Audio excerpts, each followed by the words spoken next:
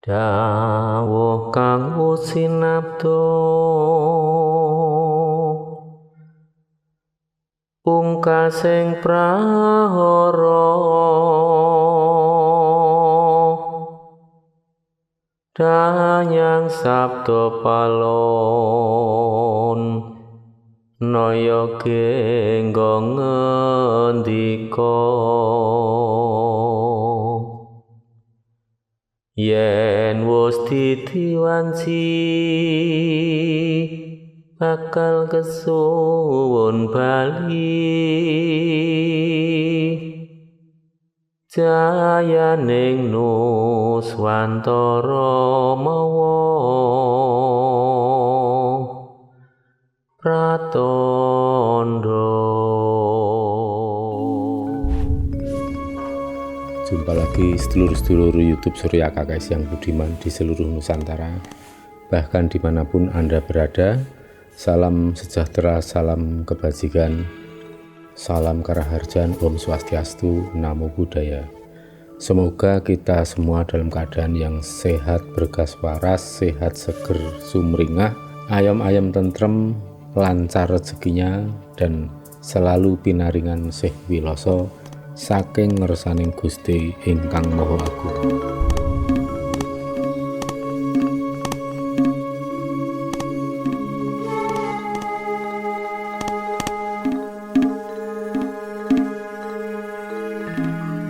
Kunjuk dumateng Eyang Mahapatih Gajah Mada, dumateng Eyang Ageng Nisputri, dumateng Eyang Gusti Mangkunegara ingkang kaping sekawan kakung saha putri, dumateng Ki Ageng Mangir Wanabaya, dumateng Ki Ageng Pemanahan,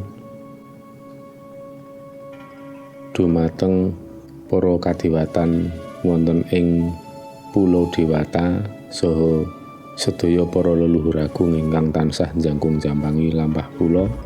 Nuwun idipalilah mugi kersa tansah paring sawab berkah donga lan pangestu kula sakluwarga saha anak-anak kula sedaya wonten ing pundi papan kemawon, saha sedaya semua para pemirsa yang budiman dimanapun berada.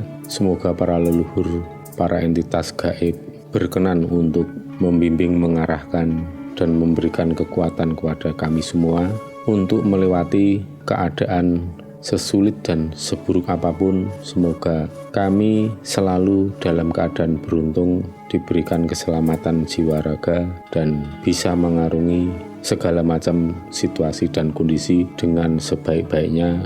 Mugi tansah nyandung nyampar sekar cempaka mulya wonten ing situasi lan kondisi kados menawa kemawon. Aturaken agunging panuwun dene para kadiwatan, para leluhur tansah kersa njangkung jambangi dumateng lampah kula sak keluarga lan anak-anak kula, dumawas sedaya para sederek-sederek pamirsa wonten ing YouTube menika. Ugi katur sembah pangabekti kula dumateng Kanjeng Ratu Kidul ingkang tansah paring pitedah menapa ingkang kedah kula lampahi ngengi kawontenan ingkang sakmenika kados mekaten. Mugi sedaya tansah pinaringan wilujeng rahayu kang tinemu, bondo lan bejo kang teka saking kersaning Gusti jinurung kasengkaken dening para ngaluhur sedaya.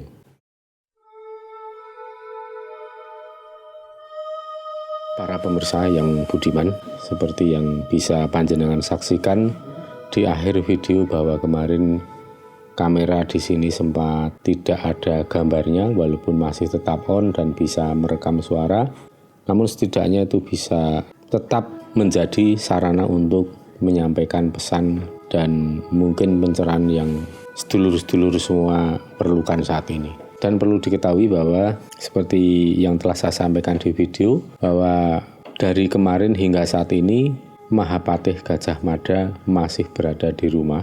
Dan kemarin malam, tadi dini hari, beliau juga sempat memberikan suatu clue, juga suatu perintah untuk dilakukan. Supaya pesan ini lebih singkat dan bisa diterima oleh para pemirsa dimanapun berada, maka saya akan sampaikan secara singkat bahwa Mahapatih Gajah Mada telah memberikan suatu perintah kepada saya kemarin untuk mengenakan gelang yang dibuat dari benang. Jadi gelangnya seperti ini ya.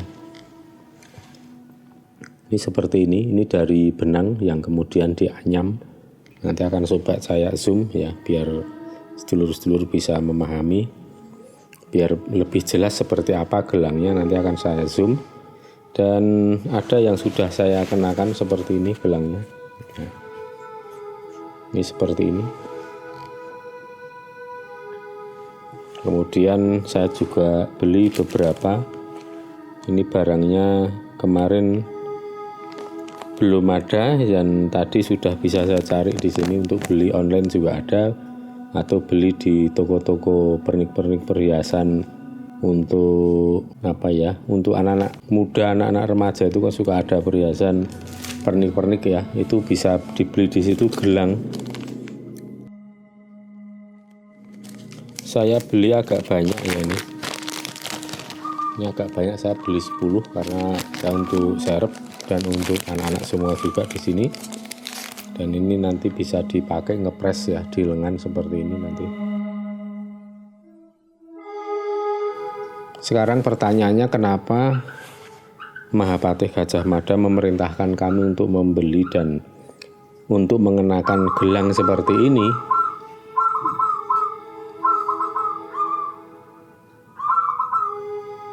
Jih matur sembah nuwun.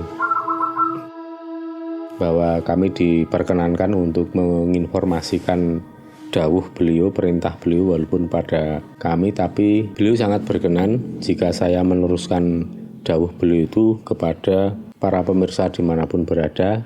Jika berkenan untuk melaksanakan atau mengikuti dawuh beliau, monggo. Ini kenapa beliau menyarankan atau ndawi atau memerintahkan saya untuk mengenakan gelang berwarna merah ya. Ini harus yang warna merah, tidak warna-warni kombinasi warna, tapi cukup satu warna yaitu warna merah. Dan saya tahu kenapa warna merah ini, yang menjadi alasan adalah warna merah itu warna kebesaran dari Kerajaan Majapahit. Karena ini yang perintah Mahapatih Gajah Mada, tentu ada unsur warna merah ini sebagai warna kebesaran dari Kerajaan Majapahit. Untuk yang saya kenakan ini anyaman Buddhis ya, ini dari Tibet ini.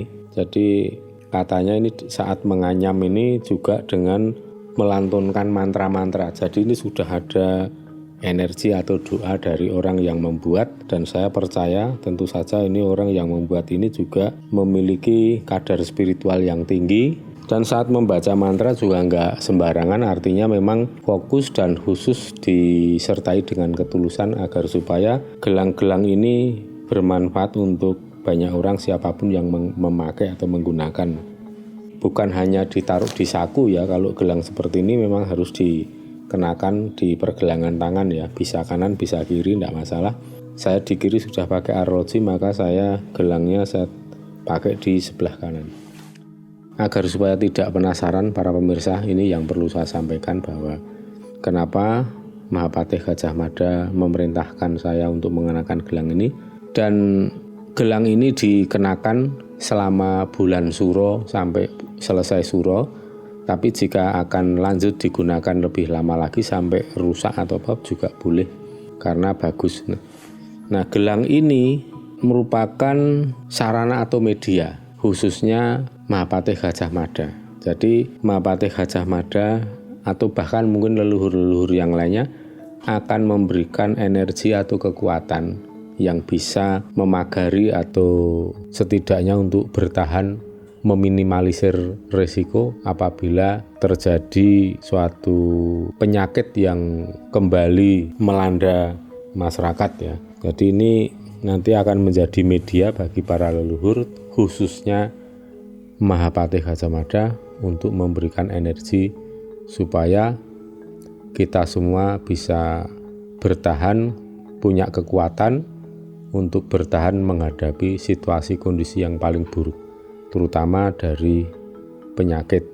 Nah ini kenapa sampai beliau begitu seriusnya? Bahkan ini di rumah sudah malam kedua, beliau memang berkenan. Ya ini ambulan mulai intensitasnya agak naik lagi ya nih. Beliau memerintahkan ini karena kita akan menghadapi situasi yang kemungkinan tidak lebih baik dari yang baru saja terjadi atau baru saja berlalu. Bahkan bisa jadi akan lebih pahit atau lebih buruk lagi ya. Jadi dalam waktu beberapa pekan ke depan itu keadaannya juga akan mengalami situasi yang cukup berat. Ini maaf ya, ini saya tidak lancar menyampaikan karena ada rasa yang gimana gitu ya. Di satu sisi saya untuk menyampaikan kalau kabar yang tidak baik itu saya terus terang berat sekali rasanya karena saya tidak mau membuat suasana atau perasaan semua orang yang nonton video ini menjadi kurang bagus.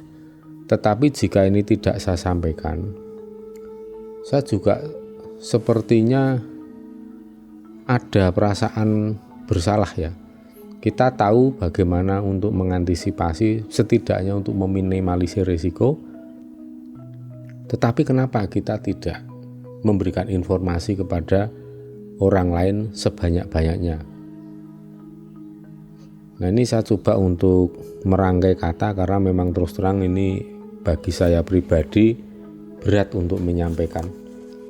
Jadi terus terang ini keadaan ini nanti mungkin ya, kalau saya pribadi saya sampaikan mungkin karena saya di balik kata mungkin itu sebenarnya terselip harapan dan doa saya supaya sebaiknya tidak usah terjadi menurut saya. Makanya saya selipkan mungkin. Jadi mungkin akan melewati situasi kondisi yang lebih buruk dari kemarin. Dan di sini yang kelihatan suasana yang membuat suasana menjadi buruk itu adalah faktor pandemi atau faktor penyakit. Jadi mungkin kalau kemarin dianggap sebagai varian yang sudah cukup ganas atau varian yang cepat sekali menular, nah ini keadaan ini kemungkinan besar nanti akan lebih dari itu. Maka diibaratkan seleksi alam itu akan makin ketat dan makin berat. Tesnya seperti itu. Kalau boleh dibilang ya ini garu lumaku juga bisa, seleksi alam juga bisa. Cuman di sini kita nggak bisa memakai standar yang sifatnya itu saklek ya, hitam putih. Orang yang selamat dari pandemi, yang sembuh dari sakit, itu artinya putih, yang tidak berarti hitam. Itu tidak bisa seperti itu para pemirsa.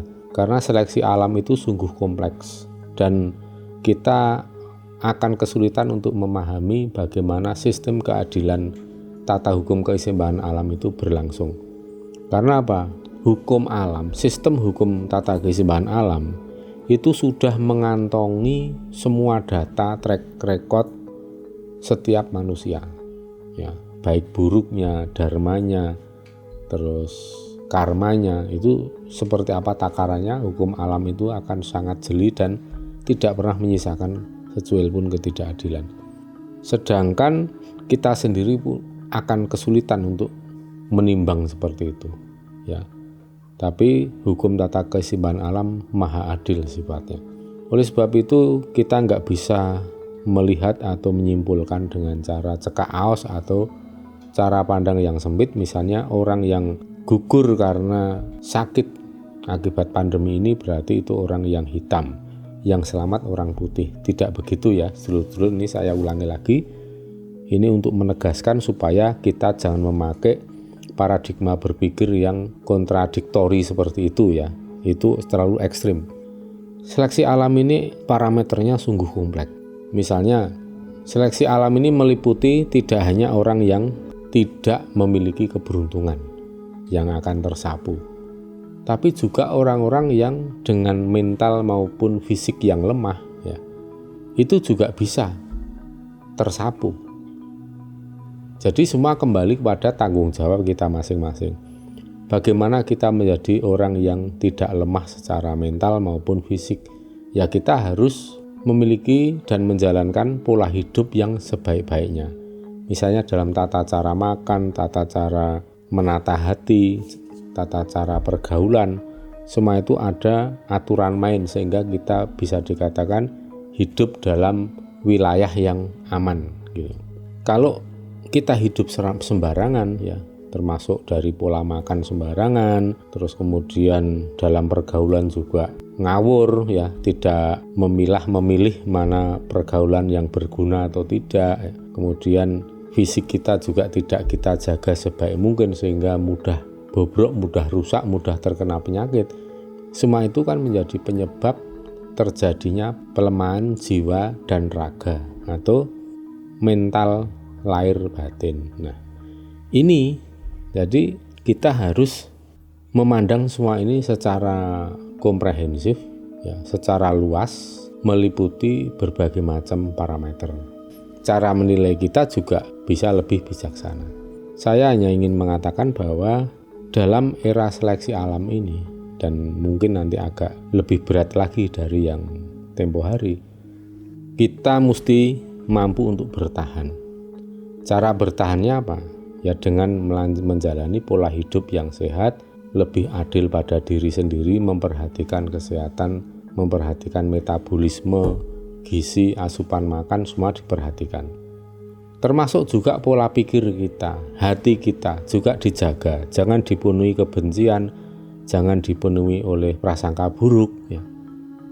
Karena apa? Pikiran yang penuh prasangka buruk, hati yang kotor itu justru akan menghilangkan antibodi atau menghilangkan pagar kesehatan. Jadi akan menghilangkan pagar kesehatan yang jika pagar itu rusak maka badan kita itu seperti tidak ada tameng atau perisai untuk menghadapi berbagai macam penyakit.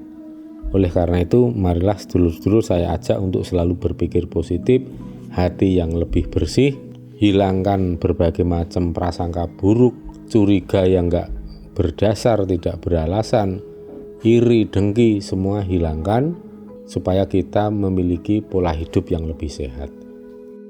Ini yang perlu saya tegaskan bahwa di sini perintah dari Mahapatih Gajah Mada yang seperti saya sampaikan tadi, kita mengenakan gelang berwarna merah ini dikenakan selama bulan Suro yang akan datang ini, dan setelah itu bisa untuk dilanjutkan memakai gelang yang warnanya merah dan dianyam seperti ini.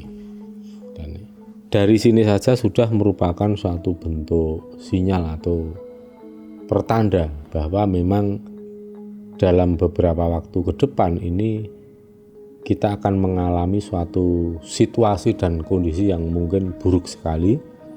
Dan jika saya kaitkan dengan apa yang pernah disampaikan oleh Sinuwun Ida Bedara Mahadewa dari puncak Batu Karu yang ada di Pura Batu Kau ya, Tabanan, beliau mengatakan bahwa nanti akan ada situasi kondisi di mana keadaan orang itu sudah seperti antara setengah hidup dan setengah mati. Ini kan gambaran suatu keadaan yang sangat berat. Dan di sini kita melihat bahwa ada kombinasi yang bisa mencelakai umat manusia, terutama di Nusantara, di Indonesia ini. Yaitu yang pertama dari sisi wabah dan penyakit, yang kedua dari sisi bencana alam. Oleh sebab itu, marilah sedulur-sedulur saya ajak untuk mempersiapkan mental lahir batin kita supaya bisa lebih tegar dalam menghadapi kondisi seburuk apapun juga.